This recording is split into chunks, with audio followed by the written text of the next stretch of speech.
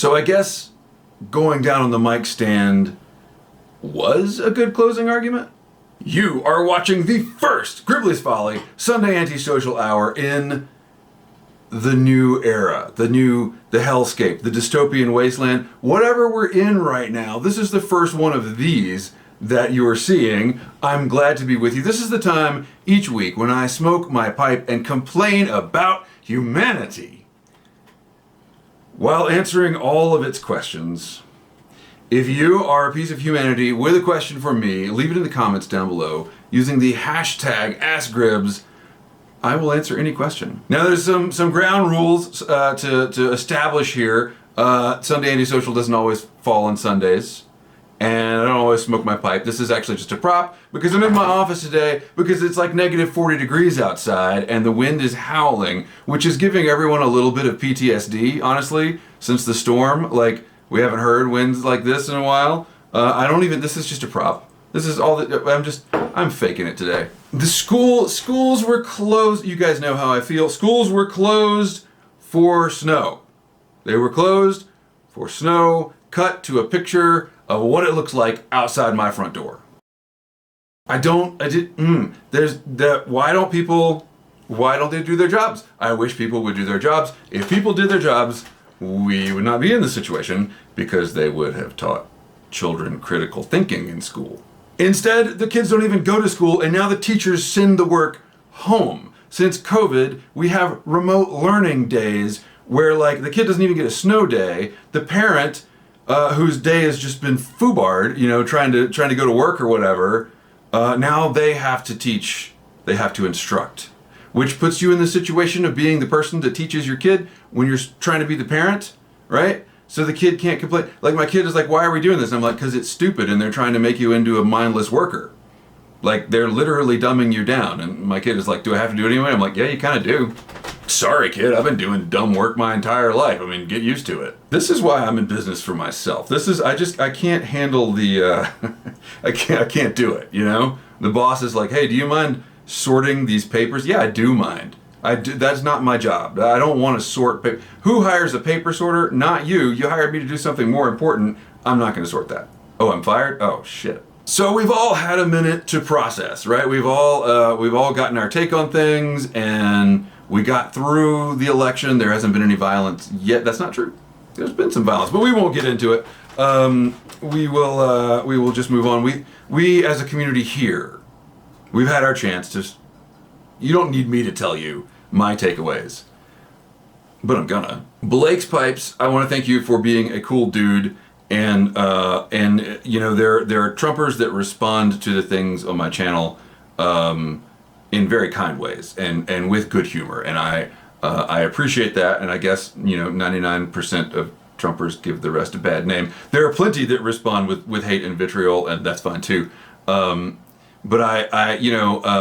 Blake's Pipes and Greg, who said, I hope you find the peace you're looking for. That was a really good rephrasing of bless your heart.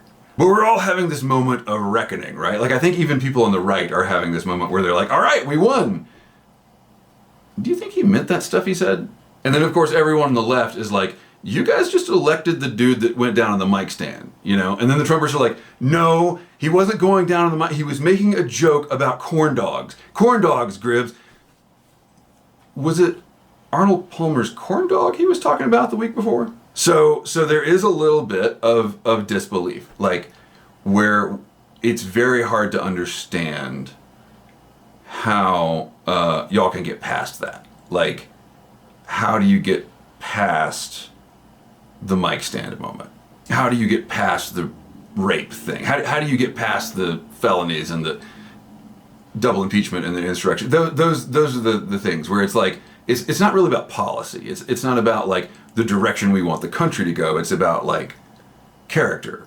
And I was having this conversation in the comments of, like, at some point character is policy. And this is what we want. Like, this is clearly what we, now, whoa, we do need to talk about this. Liberals, stop denying the election results. Stop, no, they make sense. There is no evidence of widespread fraud. Stop it. Stop it. Don't do what they did 4 years ago. Trump won. we have to face that. We can't like fall into this denial that is the really hard thing about living in this time. Like we're all clinging to our normalcy bias. This isn't normal. So we all have to reckon with what's actually happened, and we all have our predictions and our fears and or our hopes if you're on the other side.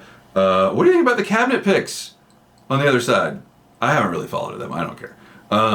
But you know, we all have the places that we go in our heads. I'll give you mine because I know you want to know. But I don't want to make another video on it. You know, so we're gonna get dark for a second, and then we'll come back out. You know how we always do that? We always day one, Inauguration Day, Trump will declare a national emergency, and he'll take a bunch of like extrajudicial steps to deal with immigration or some other thing that he has ginned up a lot of hate around. Probably immigration. I would imagine, you know, Stephen Miller, and I think Trump has come out and said that his first act will be to you know, bring the military to bear on the immigrant situation. So that'll be day one, and then of course we've got the cabinet picks to take over the news cycles, and everyone's going to get really upset about this, and rightly so. But everyone's going to get really upset about this. This will dominate the news, and then in the background he's going to be doing the things to dismantle checks on his power, like the board that he's going to establish to like fire the generals that aren't complete yes men. That'll go on for a while, where we've got this two-pronged approach of like outrageous public stuff, kind of quiet, insidious stuff, and then, you know, in a few months there will be a Reichstag fire event, a terrorist attack, or some sort of international situation, a new pandemic. Imagine a bird flu pandemic with RFK at the helm. That'll be good. So there'll be something like that, and then that will be when things really get solidified. I think that there will be a change in the national tone from bad to worse, and that's my prediction. I think Ukraine is going to cease to exist in short order, within a year, and then there will be a period, a lull, and then Putin will come for the Baltics and Poland, and by that time Trump will have pulled us out of NATO. Remember how I said we were going to come out of the dark part? We have to. We have to come out of the dark part so that we can live our lives. And if we are all going to end up as like, you know, radioactive ash in a few years, then at least we did our best to be ourselves during this time. Right? That's the hopeful statement. Okay, let's get to your Ask Gribbs question. One of them was about my beard oil recipe. Let's just get to that real fast. This is what I wrote down. 30 grams of walnut oil, 7 drops of sage essential oil. I feel terrible just even saying it. 7 drops of sage essential oil, 5 drops of vitamin E. But since then I have also added eucalyptus essential oil because the sage makes me feel like fancy food. And I am afraid of being attacked by foodies. Like normally you don't want to, like, you know, you wouldn't want to smear honey on yourself in the woods because of bears, right? If I walk down the street in Asheville, North Carolina with my beard smelling like sage, I'm going to get my face chewed off. So I feel like the eucalyptus is like, you know, it's like hipster foodie repellent. This is an interesting thing. I don't know if I have time to get to that. Yeah, a bunch of Trump. All right, let's just get all the Trump content out of the way. Hi-Fi 1965, Ask Gribbs. My question for you is this: what have we done? Whether Trump wins or loses. Oh, this was pre-election. Whether Trump wins or loses, we have roughly. Okay, pause. I'm just now responding to a lot of comments, and I'm sorry that it's taken this long. A lot of Helene stuff, and thank you for your continued support there. Thank you for all your comments on my music videos. I appreciate that. But going back to the Helene stuff, thank you for your offers of help. We don't need any help. We're still good. We got our water back. We have potable water, and so things are officially back to normal, right? It's over. No more problems. Whether Trump wins or loses, we have roughly half the country actually hating the other half, blaming them for all of our collective issues, treating people with different political opinions as enemies. How do we get here? How did we get here? What are we leaving for our kids? Hang on a sec. Everything is fine. Everything's fine. We got here through decades of intentionally bad education. decades. And it's hard to argue that when, literacy has never been higher, right? But it turns out teaching kids to read isn't really that important. It's teaching kids to think about the things that they read. We got here through decades of a lack of critical thinking. That's giving them too much of the benefit of the doubt. Decades of undermining critical thinking, and a de-establishing of authority in intellectual matters, meaning media outlets debasing themselves, being debased, an egalitarian approach to expertise, meaning, like some anti-vax hippie mom on YouTube having just as much authority as your pediatrician. That's not good. That's no good. Everybody, remember in the early 2010s, the word gatekeeping came out. We don't want to be gatekeepers, and I would be in news meetings with the publisher and the news editor, and we don't want to gatekeep. Yeah, we do. We do. We are the newspaper. We are the people who are trained to be journalists. We do want to gatekeep. We want to. Everyone, of course, should be able to. If you're just some rando and you want to go to the county commission meeting and say that these people are drinking children's blood, of course you should be able to say that. But as journalists, it's kind of our job to be like, no, you're crazy. And at the time, it just seemed annoying. At the time, it was like, oh, this is really, these people are nuts. But now it feels much more like a coordinated effort to undermine the institutions that made America what it was. When are we getting out of the dark part? Pro Skipper 1 asks Gribbs, greetings from the UK. Hello. How do you think overseas countries view USA politics, especially MAGA? Well, you would know more than me, but I think that probably the same way we view ourselves internally, where we're a bunch of folks. I mean, authoritarian right-wing ism is on the rise all over, right? And all over the world, incumbent candidates who were in power during COVID have been voted out. So I imagine there's a lot of sympathy with what happened during the election. But I also think that we are pretty exemplary among those developed nations where this dude is like, this is a clown car that doesn't stop emitting clowns. And we got the head clown, and now he's bringing in all the other clowns. Yeah, I don't think, is there you're from the UK, is there a UK version of Marjorie Taylor Greene? Like, is that happening over there? Maybe it is, and I just don't know about it. Do you know who Marjorie, there's the question. In the UK, if you know who Marjorie Taylor Greene is, then that means there's probably not a local Marjorie Taylor Greene to take up your attention, because that's how media works, right? So, you tell me. But that would be my guess. And then, of course, there's the smart people that do have more critical thinking skills than a soft banana, and they're all horrified.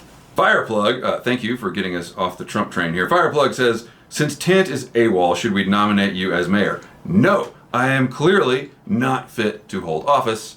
If I were more of a political type, then I wouldn't say so many self-defeating things on my channel. The thing is, Tant was a born leader, and I assume he's in exile now, or at least in hiding. I don't, maybe there was some upper echelon coup that forced him out. That seems more likely than a man of such stature just stepping away. But yeah, I don't think I'm the guy to replace him. And honestly, I don't know who is. Can anyone ever fill those shoes? I wanted to share with you, and I'll post a screenshot. DT Redmond said, don't have a question, just sending good vibes your way. Hope y'all are doing at least better. Stay strong out there. Would be so down to hear you opine on the prepper culture. Buckets was a good preview. Cheers. Now, that's the comment. YouTube has now started suggesting AI responses to the comments, and one of them is, appreciate that. Prepper culture is a rabbit hole I don't think I can go down without getting lost. So is YouTube saying I'm stupid? The other is, thanks, I've been thinking about doing a whole video on buckets, but I think it would be too long to cover everything. They're literally just buckets. Why would it be that long? Why are both of the AI comments, no, I'm not going to do this video? Because I am going to do the video. I do want to talk about prepping stuff that I learned during this horrible experience we all went through that was like classic why you should be a prepper, textbook prepper stuff, right? So why wouldn't I do, whatever. I was driving, every now and then you drive through a new part of town that you haven't been in since the storm. And I did that the other day, and it was traumatic. It was, seeing an area that was I forgot that where I was going, that it ran along the river, and there's not a road there anymore. There's a gravel road-ish that is now, to the farther away from the river than the original road was, and all the buildings are wrecked, and there's debris everywhere, and so it keeps hitting you. You think you're used to it. It's been 2 months, almost 2 months, and you think you've adjusted, and then you see something that you hadn't seen yet. And my friend of mine just sent me a picture because it snowed a little bit in a different part of town. A friend of mine just sent me a picture of her kid standing next to a pile of snow, and I think I'm going to send her a picture of my kid standing next to the pile of debris in my yard. So I will leave you with this. This has been on my mind a lot, and if you could see the rest of my office, you would I hope sympathize with what I'm going through. There's work, right? There's work that you have to do, and then there's the work of getting to the work. Like, you've got things all lined up. You're going to do all your work today, and then your kid's out of school because the sun is shining coldly. What the fuck? So then you've got to do the work of juggling the kid, and like, oh, is he going with you? No, he's coming with me. Oh, we're going to take him to this. We're going to do that. And you got to do the work to get to the work. The work of getting to the work is sometimes more work than the work. And this is happening in my office right now because I'm doing copy stand photography because I was digitizing someone's photos that were flooded. They like, their photos floated down the river. They got the album, and but they're all ruined, and they're going to be decaying faster. So they gave me they placed the photos between paper towels to try to get most of the moisture off, and then gave them to me as soon as they could, and I've been copying them for them. Just family photos. And I didn't get in the mud as much as I wanted. I shouldn't say that because there's still plenty of mud that I could go get in, and I don't want to. I got in the mud some days, but this is something I can do from home, where I don't have to, I got a life here. I can't, I got a kid too to worry about. And this is something I can do from home, copy these photos for people. So I've been doing that.